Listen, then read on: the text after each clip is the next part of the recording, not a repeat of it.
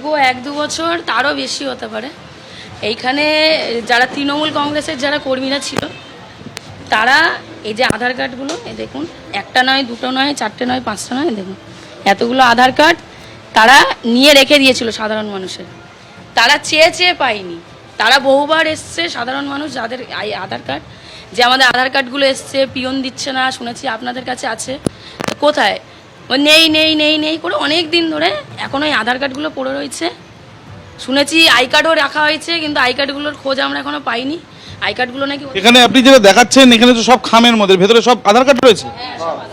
এইগুলো করতে হচ্ছে বিশ্ব দাস আর হচ্ছে সঞ্জীব দাস, ওরা পিয়নের কাছ থেকে নিয়ে এইগুলো রেখে দিত। মানুষ ওদের উপরে এতটাই ক্ষিপ্ত ছিল যে বিশ্ব দাসকে যেদিনকে আমাদের পার্টির ছেলেটাকে মারলো, এমনি সাধারণ মানুষরাই ওকে ধরে পিটিয়েছে। তাই এই দীর্ঘদিন ধরে তো ওরা আধার কার্ড দিয়েই তো ছাপ্পা মেরে এসছে, রিগিং করে এসছে। আমরা তো দেখে আমরা তো প্রোটেস্ট করেও আমাদের কোনোদিন হয়নি, এখানের মানুষদেরকে ভোট তো কোনোদিন দিত না। এইগুলো দিয়ে তারা নিজেদের কর্মীরা তারা নিজেরাই গিয়ে ভোটটা দিত। এইবারে যেহেতু এসআইআর হয়েছে তাদের এগুলো আর কার্যকারী আর হয়নি। আর 4 তারিখে আমরা যেহেতু তালা মেরে দিয়েছি, ওরা এগুলো বারও করতে পারিনি। এই জন্যই তালা মারা হয়েছিল যে আমরা এটা অনেক দিন দীর্ঘদিন ধরে অভিযোগ পাচ্ছিলাম। ওরা আমাদের তো করণীয় কিছু ছিল না, কারণ প্রশাসন তো ওদের হাতে ছিল। মানে ইললিগালভাবে বেআইনি জমিগুলো বেচা হয়েছিল, সেইগুলোরই এগ্রিমেন্ট। এগুলো নিয়ে গেছি, আমি এখানে ছিল আধার দরকার ছিল, এমার্জেন্সি তাই নিয়ে গেছি। কিন্তু বাবার মায়ের আমরা চাইতে এসেছিলাম, তাও দেয়নি। বিশ্বজিৎ যারা ছিল আমি চাইলাম, বলছে আধার কার্ড এখনো পাইনি, আধার কার্ড আসেনি, আসলে দেবো। প্রত্যেক ভোটে বলে কি আমরা আধার কার্ডটা চাইতে এসেছিলাম মিনিমাম 1 বছর উপর হয়ে গেছে। ওদের কাছে পিএন যে আছে, ওনারা পিএনের কাছে ওরা নিয়ে নিত আধার কার্ড। দীর্ঘদিন ধরে এই আধার কার্ডের জন্য লাইন দিয়েছে, মার খেয়েছে, কিন্তু দেয়নি টিএমসির ছেলেরা। কারণ ছিল যে ছাপ্পা মেরে ভোট করার এটা ছিল, ঠিক আছে, লুট করা এই সব পরিকল্পনা ছিল, কিন্তু এটা তো আর হয়নি। এসআইআর পরে ওরা একটা ঝামেলা সৃষ্টি করার চেষ্টা করছে, তাও হয়নি। এগুলো লুকিয়ে দেওয়া, সাধারণ মানুষকে হ্যারাসমেন্ট করার জন্য এইসব করেছে ওরা। ভোট ঠিকঠাকভাবে দেওয়া হতো না, অনেকজনকে তো ব্লক করে। তোমাদের ভোট হয়ে গেছে, তোমরা চলে যান, আমাদেরকে বলতো। 2021 ভোট দিতে যায়নি, আমার হাজবেন্ডকে ধরে রাস্তায় ফেলে মেরেছি। ভোট দিতে যায়নি, বলেছে বার হয়ে যাও, ভোট দিতে হবে না, তোমরা বিজেপি করো, তোমাদের হাত ধরে বার করে দিয়েছে।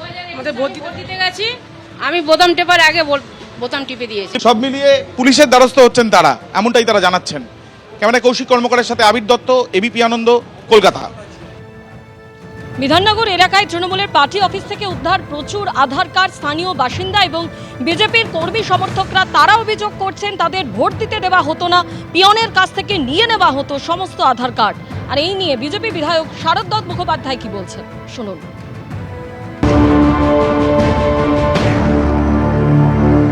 আধার কার্ড জোগাড় করে নিত এবং এরপরে বলপূর্বক এই আধার কার্ড আর এপিক কার্ডের ভয় দেখিয়ে যে আমরা এগুলো ফেরত দেবো না যদি না আমাদের ভোট দাও, বলপূর্বক তৃণমূলের কার্যকর্তা বানাতে হতো, কর্মী সংখ্যক বাড়াতো, মিছিলে হাঁটাতো এবং শেষমেশ ভোট দেওয়া করাতো। যে পুলিশ এগুলোকে বারণ করেছিল, এগুলো ডেকে রেখেছিল, সেই পুলিশই কিন্তু এগুলো বার করে দিচ্ছে।